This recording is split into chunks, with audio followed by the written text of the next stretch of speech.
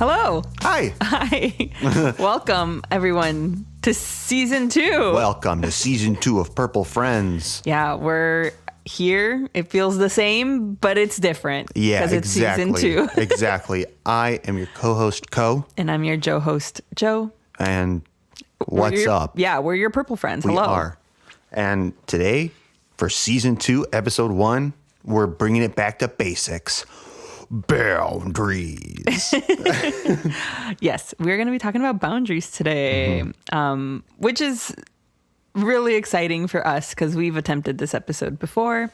Yeah. It was starting to get kind of like an anchor around my neck. A little bit. Were you feeling that way too? A little bit. Yeah. But I'm so ready now. I'm there. Yes. I'm ready to talk about boundaries. Yeah. But I think before we talk about boundaries, we need to talk about Little Gratefuls. Yeah. Start season 2 off strong with some good little gratefuls. Yeah. What you got? Okay. Yeah. I should go first. Please go first. Okay. I'm really grateful for the Did You Know Gaming YouTube channel. Oh, fun. Yeah. Yes, that has been on our YouTube feed a lot. Yes. I love it. Yeah. Especially I love the Pokemon videos because that's the games that I've played the most on that channel. But holy cow, I love that. Learning all the different backstory and stuff about how stuff got made and how other stuff that didn't get made. And it's just a really interesting YouTube channel. I really, really love watching it. Especially when you're in it and you're hungry for it. Oh, yeah. It's nice to have a YouTube channel that has a long backlog. Oh my gosh, yes, a decade of videos. So yes. It's got tons and tons of stuff to watch. A new content creator to fall in love with. Yeah, exactly. And you? And me. And you? What are you grateful for? I'm grateful for... Oh, come on. Oh my God. Be very careful how you phrase it. I know. Well, I'm just going to say it then. I'm grateful for Labubus. Jesus Christ. Oh my gosh.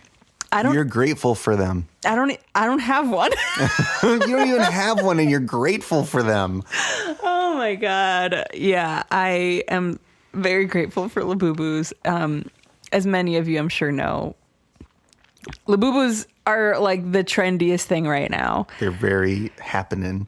If you're chronically online, you know about them. And I am chronically online, so I know about them. But what if you're not? What are they? Oh boy. What are they? Why are you looking at me like that? What are they? This is why I'm grateful for them. Look at how much laughter. What are they? I feel like Brad Pitt. What's in the box? What's in the box? Oh God. Oh my God. It really is like that. And also, what's in the box, dude? Okay. I need to get this out. Yeah, please. Okay. Labubus are a bag charm that is a little plushy toy doll thing. And it looks like a monster. And it's they're ugly cute. Uh-huh. And they're in these blind boxes, meaning you don't know what you're freaking getting when you buy one. And I'm grateful for them because I am chronically online.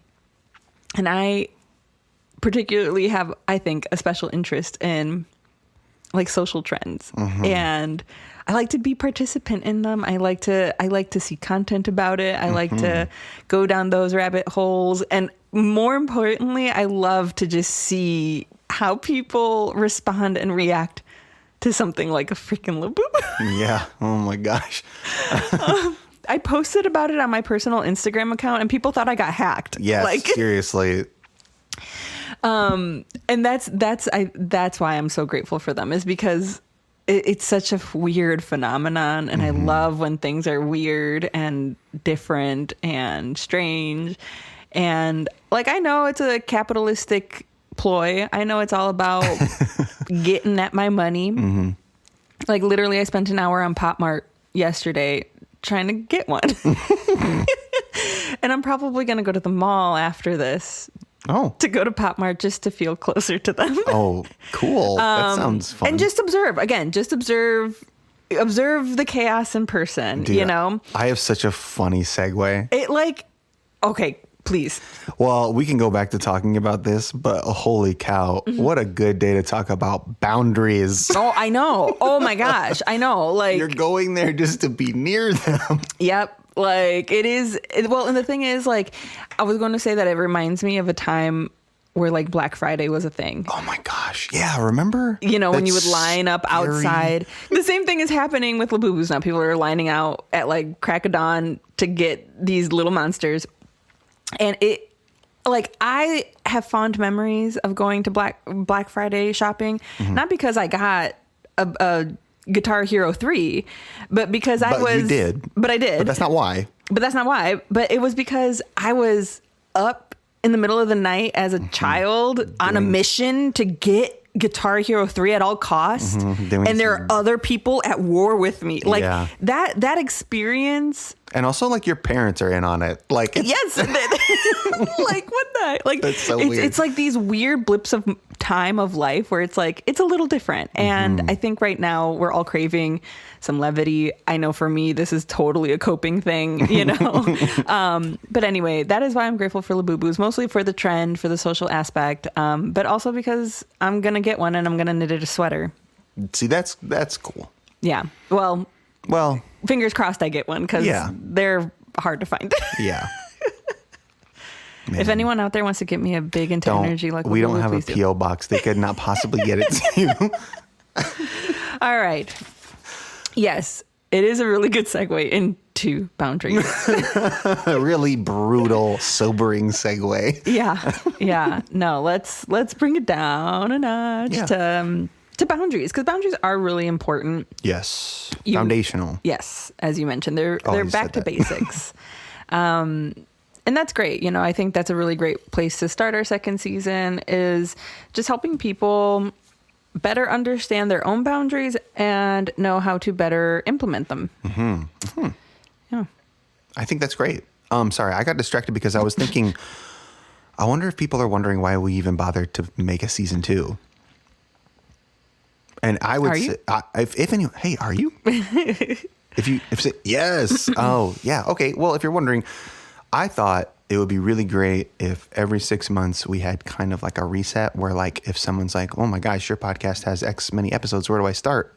Start at the current season. And if you like it, go backwards. So anyway, that's why we're doing seasons like every 6 months or so. Yeah. Let's get back to boundaries.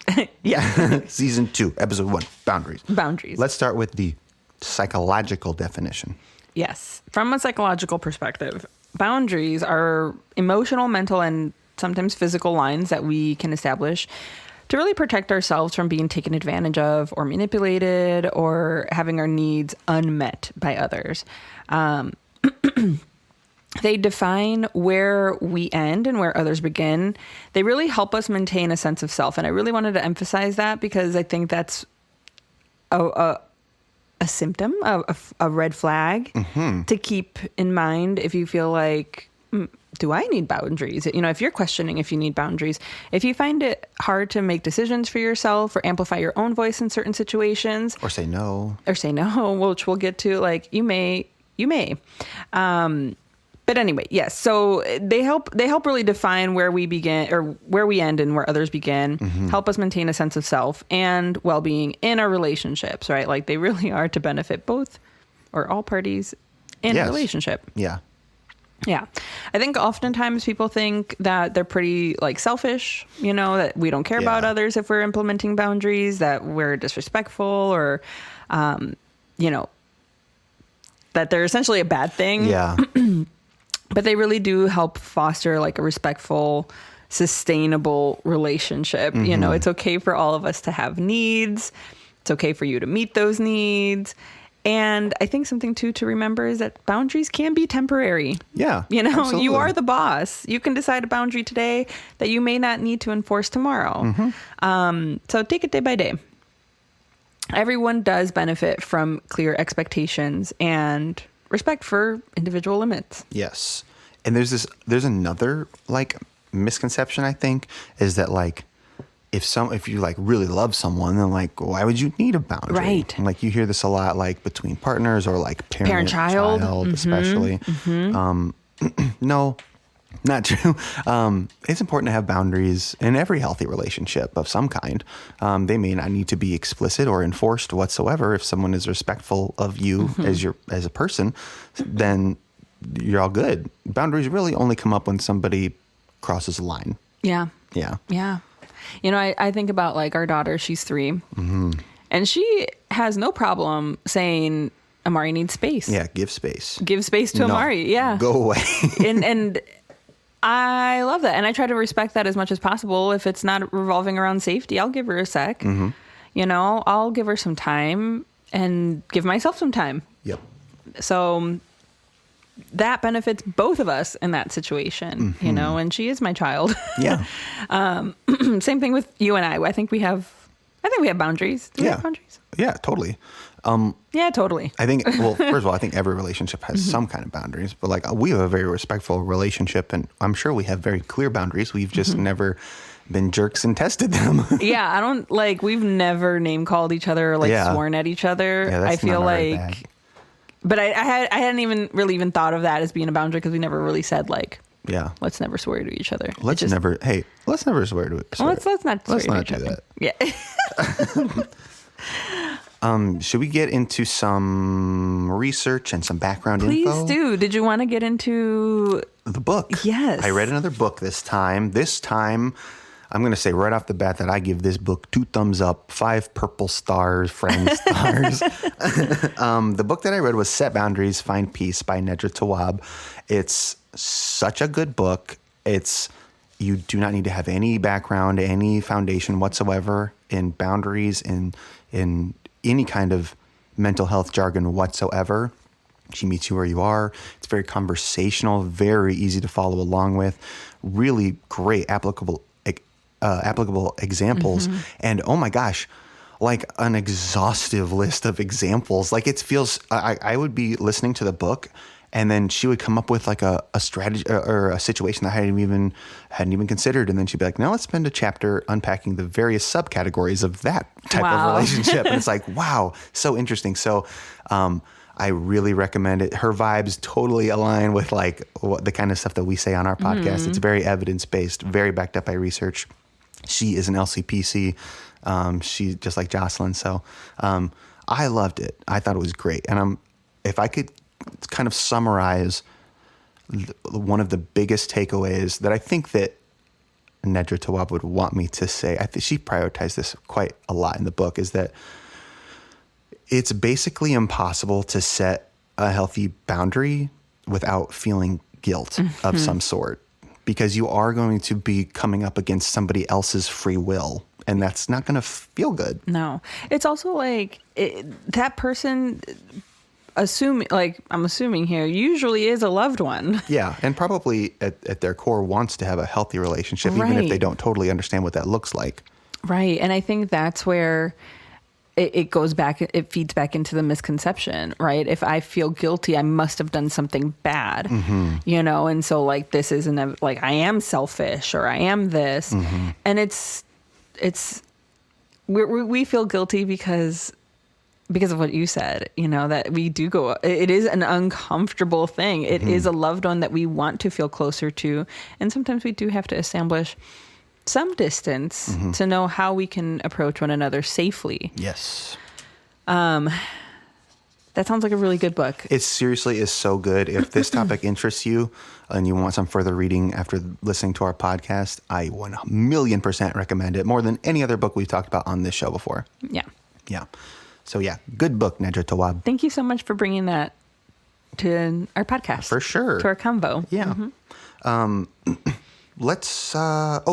There was one other thing that I wanted to mention as far as like research and the reading and stuff. As far as like setting boundaries, like the term setting boundaries, it's not like a new thing.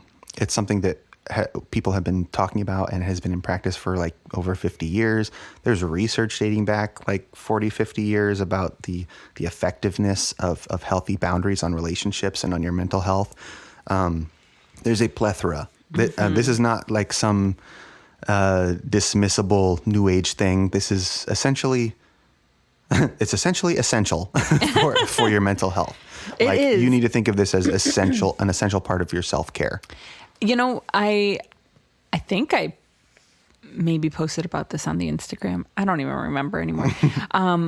Something about like mental health and our mental health journey and taking care of our mental health is a lifestyle change. The same way we talk about like our health or our diet. Yeah, like, I want to get more active or yeah, whatever. Like, it's not just like a temporary change. You do have to check in with yourself mentally daily, you know, and emotionally daily, and practice these things and develop good mental health hygiene the way we do with like our dental hygiene, for example, you know, like you need to develop a habit. Yeah, a habit. And I think setting boundaries is definitely one of those pillars that we do need to practice. Yes. A lot. Yeah, it's an essential skill. Yeah, most people I think could probably benefit from a little more boundaries education. Yes. I love that you said that. Boundaries education, because I was challenging myself in preparing for this and thinking, I'm like, well, do I have that many boundaries? Do I need that many boundaries? I feel pretty okay right now. And so like, yes, this doesn't mean that you have to go out and put up 1,000 boundaries right now in order for you to be a healthy human being. But it really is about educating yourself and becoming more aware and more reflective and more attuned to your own boundaries and how you feel and are your needs being met. And also like, maybe this is only slightly related, but when you do start setting boundaries, it's really important to be kind of like firm and clear. You don't need to be effusive with like explanations or apologies, because your boundaries are toward the goal of a healthy relationship with this person. It's not something that you should really have to apologize for. It's something that at the end of the day is helpful for your relationship. Yeah. Well, the only reason why it wouldn't be, and we'll dive deep into this, is like the only reason why it wouldn't be helpful is if the other person can't respect your boundary and something happens to a relationship as a result. And to be clear, that's not a result of the boundary. That's a result of them not being able to respect a very plain and simple thing that you're telling them. Absolutely. That's exactly it. Yeah. That's exactly it. So let's dive in. Okay. I think that it's a really good idea to talk about what really constitutes a boundary. So let's talk about like some really basic boundaries that someone might have that could be crossed like on an everyday basis. Yes. I think this is a really good place to start. I like to give examples just because I think it's a little bit more applicable. I think a really common example, especially for adults, is like moving out of your parents' house. Oh, yes. Oh, my gosh. Like that is a very physical boundary. It is a boundary. I mean, we might view it more as a life event, but having a home to come to, a door to close, a space that is separate from your family of origin is a physical boundary. And I think oftentimes that gives space for emotional and mental boundaries too. And I think a lot of people's experience have been that after moving out, their relationship with their parents improved. And I do think it's because there is more definitive boundaries, especially, I mean, and that goes into the whole transition between like being a parent of young children versus being a parent of adult children. Right. That also requires a lot more boundaries. Oh my gosh, yes. Like I think about like the amount of boundaries that you have to set with a younger kid, and also the amount of additional explanation that you owe to a child who doesn't really understand, versus like an adult who's like, you're an adult. You should just respect me. Well, and I mean opposite. Oh, okay. I mean like with younger children, parents have less boundaries with them. Oh, you know, like yeah, we're in Amari's space all the time. She kind of wants us to be there, you know. Yeah, she's climbing all over us. We're there when she takes a bath still. Exactly. We wipe her butt. Exactly. Like that transition, or like as she gets older, I'm sure she's going to ask us for permission to go play outside, you know, where like that isn't as necessary in the future. At some point, she's going to go from needing our help to go to the bathroom to requiring privacy to go to the bathroom. Exactly. And like that shift is kind of what I'm talking about, is like children start to exercise more boundaries. And I think if they feel like those boundaries aren't respected within their home, their relationship with their parents tend to improve. a little, yeah. If those parents can transition somewhat smoothly to those more stronger physical, emotional, and mental boundaries after they've moved out. Yeah. And in this hypothetical situation, that would be so cool.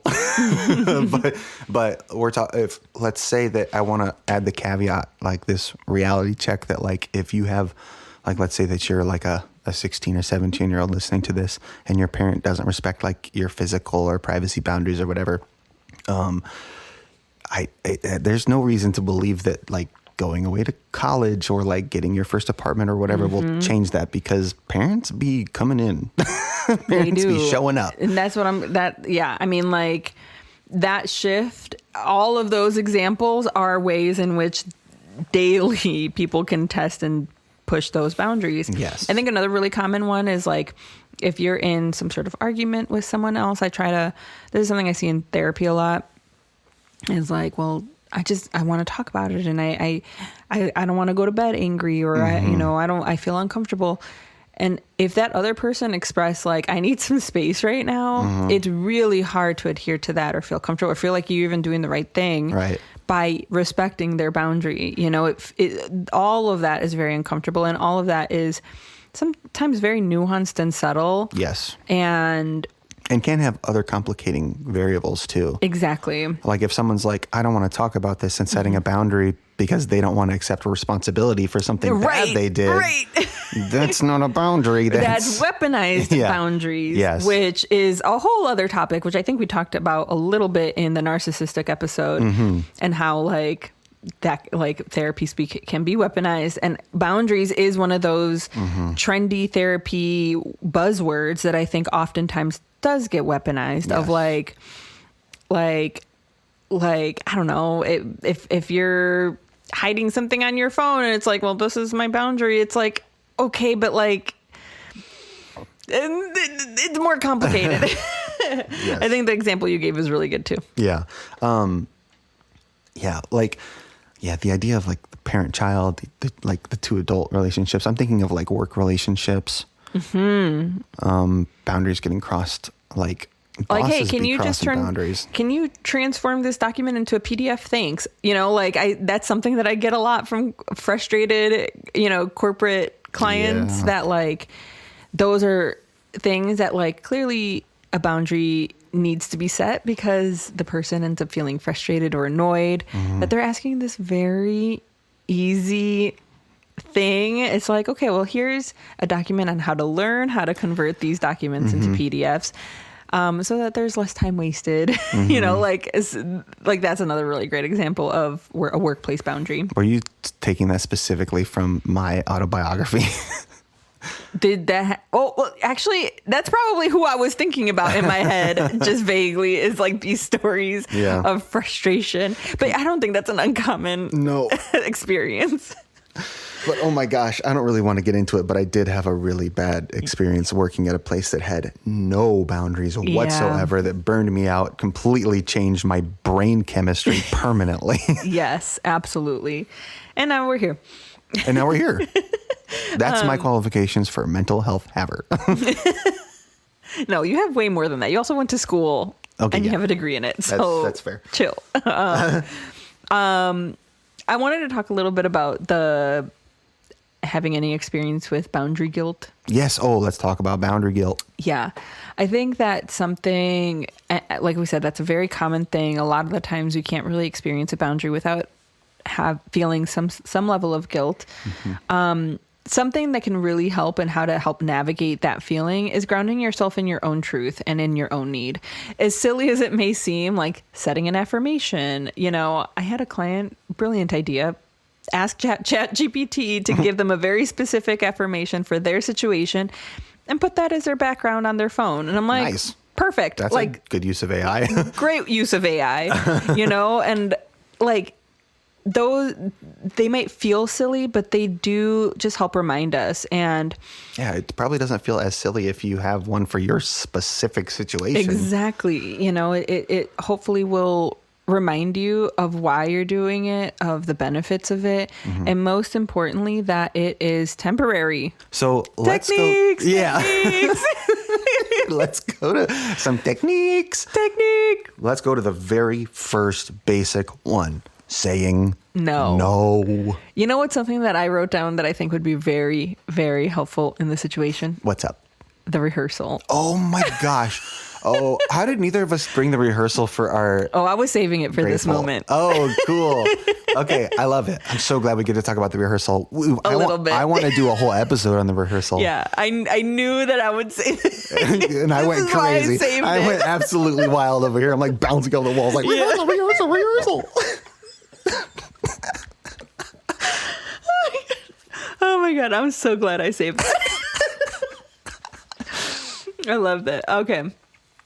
Do you want to talk about the rehearsal? Let's talk about the rehearsal. Okay, so I'm just going to give a bare bones overview of the rehearsal. HBO show, Nathan Fielder, who is a comedian. The basic premise of the show is he helps people rehearse for real life events. That's about it. Yeah, like that's the basic premise of the show. We won't get into the nitty gritties. Yeah, we don't have to. But like for the way that it relates to this, to what we just said about learning to say no is like literally practice saying no. Yeah, rehearse. Look in the mirror, say it out loud. Like I felt like that was such an applicable application was, yes, envision that discussion with that person that you want to set this boundary with and practice it. Practice saying no. Practice your mouth saying it out loud. Yeah. I cannot stress that enough that like sometimes just saying things out loud hit different. Writing things down hits a little different. Reading your own handwriting. Yes, reading your own handwriting. I mean, even just a practice of that movement is regulatory to our nervous system. Oh, yeah. So there's a lot of benefits to both saying and writing things down if they're in your mind. If this is high stakes, if like you need to be able to say no for like something serious, like at your job or like at a doctor or whatever, and bringing it back to the rehearsal, get a partner and literally practice like you're practicing a scene, like you're in a play, like practice saying no out loud to a person. Like it is so helpful to get that real experience. And even like have that person like react. Yes, you know, like follow through with reacting to what you say. Because then it's not the first time you're experiencing those feelings either in real time. Yeah. So if you really want to go the route of the rehearsal, you do that like hundreds of times until you've rehearsed every possible outcome. Yeah. And then when whatever outcome happens, you'd be like, oh, I rehearsed for this. Yeah. And then you know what to do. That's more so saved for the rehearsal episode. Yeah, that's the rehearsal.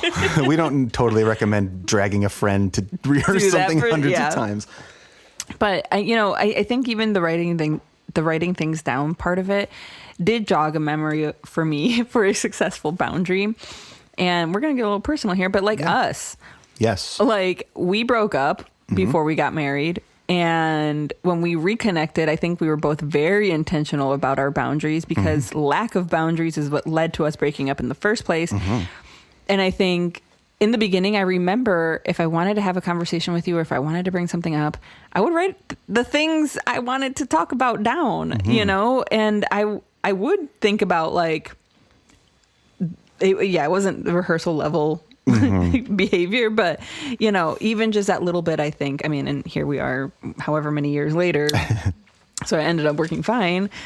I don't do that anymore, but it was successful, and rehearsing and thinking about it beforehand does help just structure your thoughts, your mind, and your emotions that in the moment can be really difficult to ignore or to react to. Can make your brain short circuit. Yeah. Also, when we're talking about like some really foundational stuff, you should take some time to identify what your boundaries are or should be. Like, I mean, we talked very generally about like some personal space stuff. Like, I'm trying to think of like a specific situation of like a specific boundary of like let's say that like you have a relative that calls you constantly, like needing your help with something or whatever, even though you have plenty of other relatives who are more than able to do it. Like, that's a really good and important example of like a real situation where, I could use a boundary there. Yeah. Identifying that and maybe starting there and working on that. And like, as you're working through these basic things, be working towards a goal of like, this is a boundary that I need to set in my life. And like, I'm putting all this work in to learning boundaries. I want to apply it to this. So I'm working toward this boundary. I think too, like in that, what tends to happen, or what I notice tends to happen, is that people feel the emotion first. Like discomfort or annoyance or what's the word? Resentment. Yeah. And they don't know where it comes from. It's just like in a general direction over there. That person gives these vibes, Yes. right? And we never take the time to reflect. Yeah. To really analyze, like, well, why? Right. Why does this person give off these vibes? Why do I feel this way after hanging out with them? That's all we're asking, right? And, by the way, like if that goes unaddressed, usually that ends with you like kind of ghosting that person. Yes, absolutely. Like kind of unhealthily drifting apart. Yep. That's normally what happens, Yeah. you know? And so like, obviously something brought y'all together. I'm sure that like in an ideal world, we would have continued that relationship in a better way. But yeah, part of identifying your boundaries is being a little bit more attuned to like, how do people's behaviors or actions, or what particularly about that? Was it that they were very touchy, or was it that like they were very loud, you know, like very invasive, ask a lot of Yeah. questions without listening to your answers. Correct. Were they like too close to me? Where, you know, it could be a number, and some of these things are kind of innocuous. Like I said, like someone can just be a little louder and like it's not any fault of their own, but maybe we know like, okay, get earbuds when you, or like earplugs when you're gonna meet with them, or something. You know? Right. They make earplugs very socially acceptable nowadays. Oh, okay. Don't you think?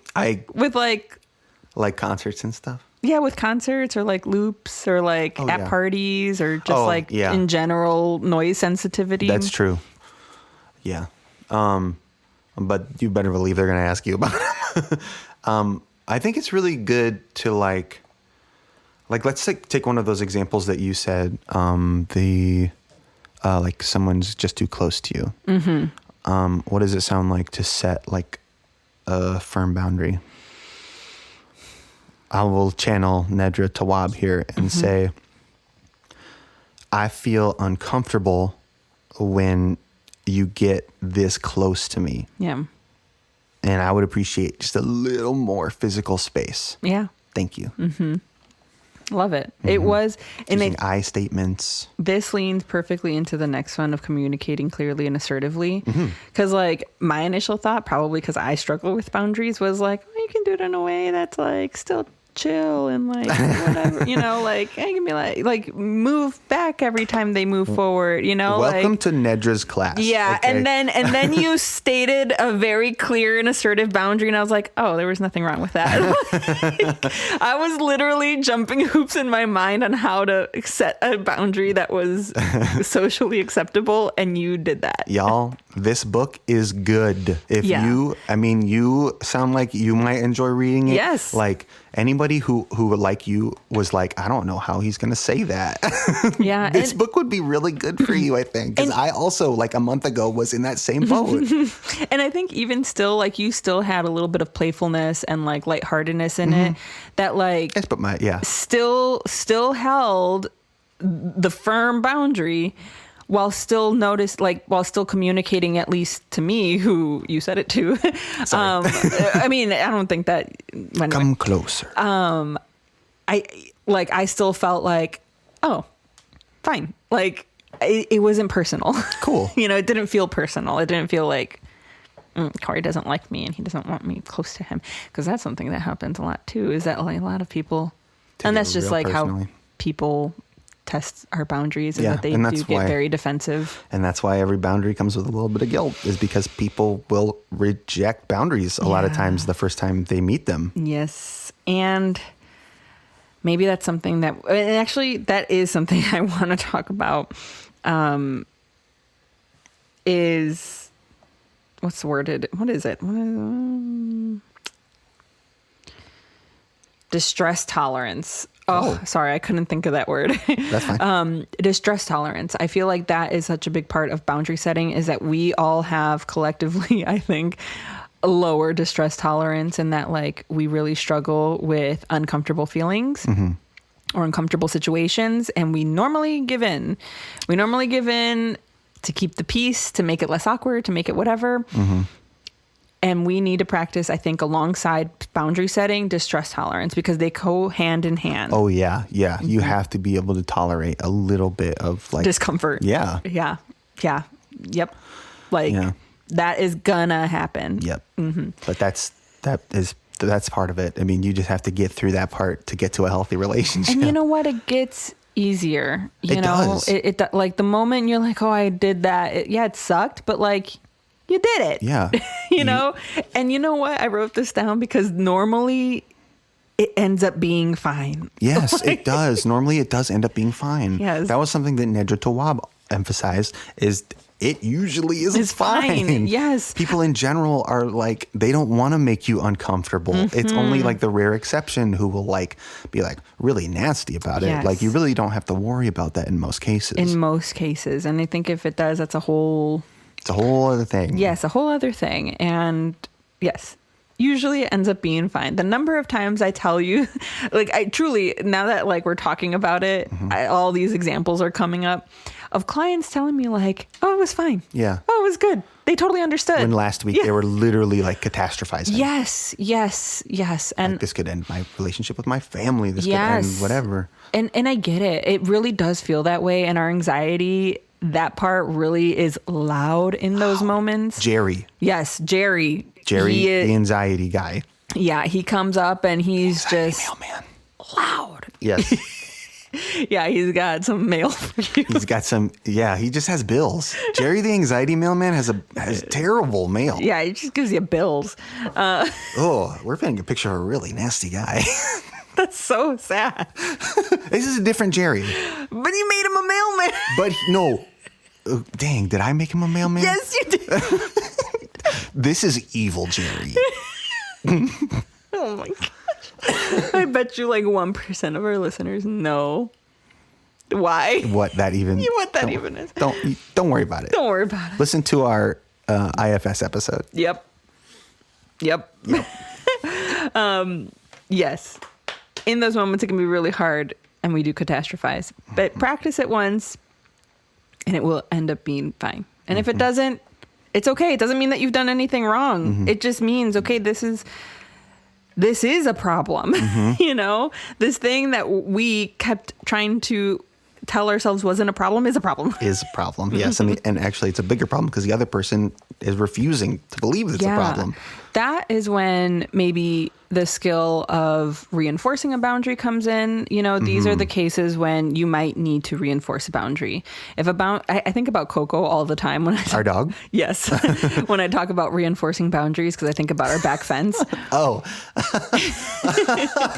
Okay. Because when we first got her, we have a 3-foot fence. Yeah, it was very short. It was short in our backyard. And girl would just hop over it and just go visit the neighbor's dog. Yes. And bark her little head off. Yes. So eventually we put a trellis over it. You know, it extended it maybe like 1.5 feet higher. And she climbed up that thing. She would climb up it. She would get over it. She is a dog, by the way. Yes. She climbed up a fence. So now the current state of our fence is that there's a fence and then a trellis on top of it. And then on top of that, there are these... An inverted PVC pipe kind of... Like awning made of... Like how they keep zoo animals in? Yeah, made of chicken wire. It's like angled inside so she can't climb over it. And it keeps her in our backyard. I don't think we necessarily need that anymore because she's a lot... chill now. Yeah, she's not a young pup anymore. Yeah, she hasn't tried it in a while. But boy, it was quite a scene. Had to reinforce those boundaries a lot. We should post that on somewhere so people can see our I'm so bananas fence. But that is reinforcing boundaries. And the same is applicable for people too. Like at first, a lot of the times we don't want to put up the chicken coop or the chicken wire fence. Yeah, it doesn't look good, but... No, that's the last case scenario. But sometimes people push our boundaries that we end up needing to go to those extremes. Level 3 boundary. Yes. And that is really hard, and that can feel really discouraging, and that can feel really hard, and it requires a lot of energy, in which case we would recommend seeking support, right? Whether that be someone in your social circle, whether you have the means or capability of getting therapy, just something so that you feel supported in that, because it is really tough. I mean, going back to the freaking fence analogy, like, we were kind of racking our brains when she was constantly running out of our backyard, and we were like, well, what do we do? And like, what do we thought we talked about replacing our fence, and that was a hell of expensive ordeal. And we would brainstorm and ask advice and doing whatever we could to keep this doll. We sought support. Yes. Eventually we figured it out, and it doesn't look great, but it works. And it's behind the garage, so no one can see it. So it's fine. Yeah, it's fine. But yeah, I want to take a moment to talk about intersectionality and boundaries. Let's do it. Because holy cow, it is applicable to boundaries so heavily.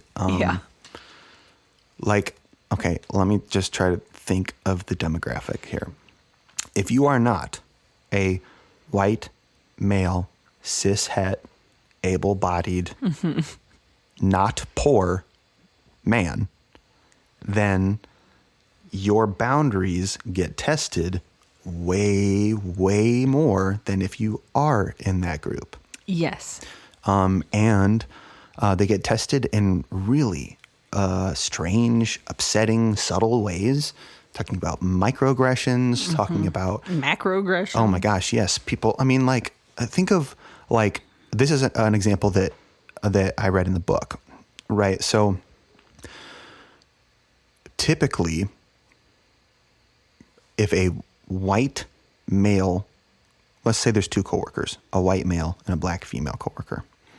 The white male speaks up, speaks his mind, vocally disagrees with people, and makes his point known. He's labeled as a leader, labeled as like wants to grow, wants to excel in the company. He is high achieving, intelligent, exactly. Well-spoken. Now, there's the intersection of being both a woman and being black, where you are in this unique demographic where you can be called for doing the exact same things. You can be labeled as like an angry black woman stereotype. If you're a white woman, you can just be labeled as like a boss bitch. Yeah, like it's like annoying. Like a Karen. Do we ever call male entrepreneurs boy bosses? Nope. No. Have you even heard that word before? Like, when you think of a boy boss versus a girl boss, it's a joke. It's a joke, right? Like, all of these words that are like really demeaning and microaggressions, that kind of stuff. So like these different boundaries are always being tested. And I just want to like take a moment to totally acknowledge that like someone like me who is a white man is not getting as much of their boundaries tested as anybody who's not. You're absolutely right. And it's funny because, again, in preparing for this podcast, I was thinking about like, oh, what are, tactical ways and like practicing saying no. And I thought to myself, I'm like, if you just pause long enough, usually the other person will be like, oh, forget it. It's okay. It's okay. Yeah. And in my mind, the other person is a woman. And that really usually only works with women. I feel like if you pause long enough for a man, they're just going to wait. Oh yeah. They'll be, yeah. Like their demeanor might even get more aggressive. Yes. Like you're absolutely right in that, like, again, I think anything in our world is intended for a specific demographic, at least currently. And we're always going to have these very nuanced and unique experiences because of our identity and the ways in which that they overlap or don't overlap with other people's experiences. And personally, this might be a little bit of a tangent, but like, I find that enriches my life greatly. We'll talk about it more when we talk about like culture and race and ethnicity when it pertains to boundaries. Or we can even talk about it now. Yeah, go ahead. But like, obviously race, culture, and ethnicity do matter a lot when we talk about boundaries. I am Latina.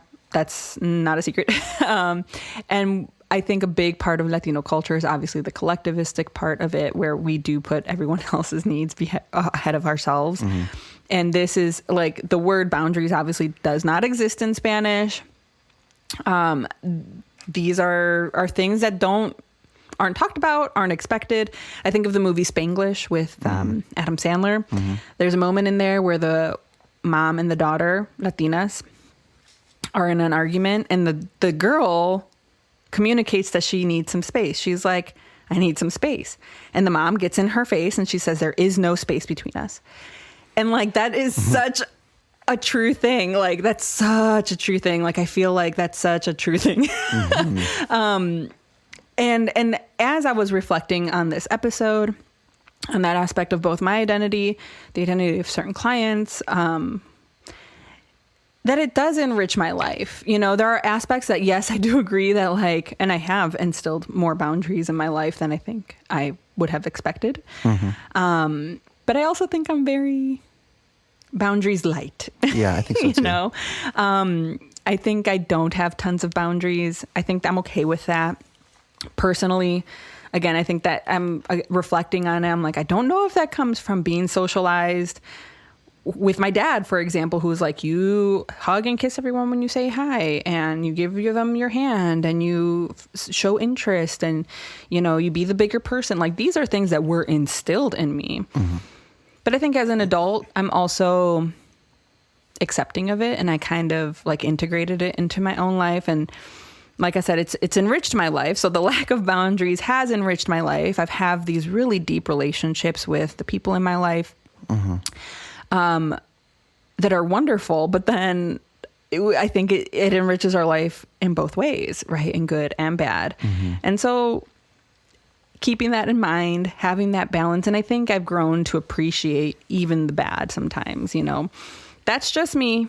I know that's a little bit of a deviation of our conversation. I think it's just a matter of being attuned to your own personal needs.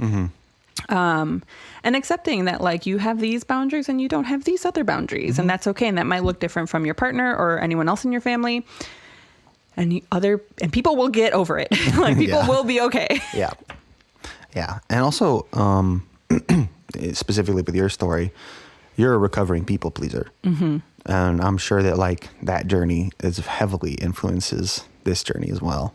Oh yeah. They're like, again, hand in hand. Yeah. Go check out our people pleasers episode, by the way. I also wanted to talk about a little bit, people with disabilities get their physical boundaries invaded a lot. A lot. Like, not just physical boundaries, but just like personal boundaries, just like assumptions made by people. I think that there's like a lot of confusion amongst people in general over like, what do you do when you see a person with a disability? And it's like treat them like a person. Right. If they ask you for help, you help them. And otherwise, they're a regular old human being. Yeah. I think a part of this is also age, children. Yes. You know? Yes. Okay. That's another demographic too that I think boundaries goes out the window. Oh my gosh, yes. Unfamiliar adults just totally invading their personal space. All the time. And by the way, kids hate that. Basically, all kids hate that. I'm sure you hated it as a kid too. Yes. Like, it hasn't changed. Yes. Yeah, so we're not doing that to our kid. We're trying not to do that to our kid. Try not to do that to your kid. And we're trying not to do that to your kids either. Yes. Yeah, we won't do that to your kid either. We won't hug them. Yeah. Unless they want to. Yeah. Yeah. Don't hug me. Okay. I think we're going to leave you guys with something tangible to be thinking on, to be practicing, right? And these are small, tangible, edible bites. Yes. That you can take home with you. It's an amuse-bouche. Amuse-bouche. Bocadillo. Yeah. So a small... Horse duver. What was that one? Horse duver. A duvet? Horse duver. Horse... hors d'oeuvre. Horse d'oeuvre. Get your hand out of it. Sorry. Okay. Appetizer. Okay. Sorry, go ahead. Okay. A small appetizer might be, instead of saying no, because that might feel like a big jump. Yeah, that's hard to start with. Yeah, ask for some space, right? Let me think on that. Let me get back to you. Let me ask my parents. Let me ask my husband. My God, that's such a good one. Yeah, blame it on someone else. You Yep. know, like buy yourself some time and space. Yeah, gotta check my schedule. Yes. Gotta get back to you. Yes. Those are tangible, easy ways to get yourself started. Yes. Yeah, and like we've been kind of hammering on, practice. Practice helps, genuinely. It's going to feel really silly, but that so helps. Journaling about it, thinking about like really thinking about like whatever catastrophe that you're worried about, and think about like, is that actually likely? Is that really even possible? If that might be too hard, a small step might be just meeting a need. Yeah.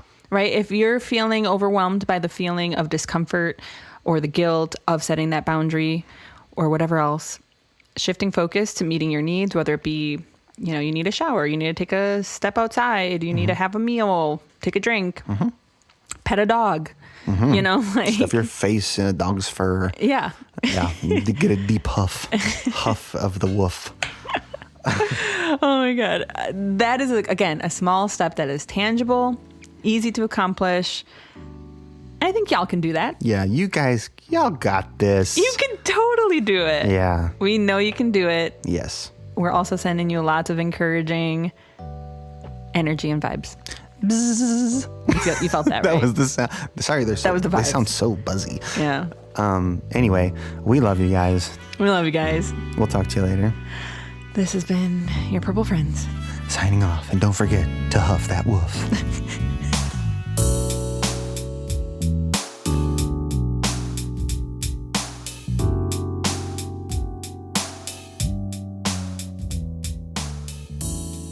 Purple Friends is an independent podcast produced by Vibe Therapy Services and is not a substitute for a session with a therapist. Our show art was created by Jocelyn Lang, and our theme music is Nature Nurture by The Implied Bear.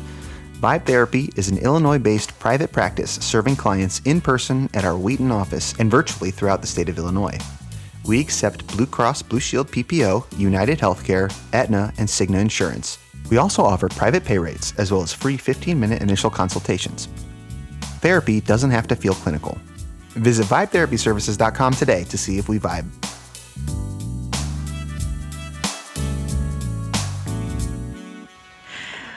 Awesome.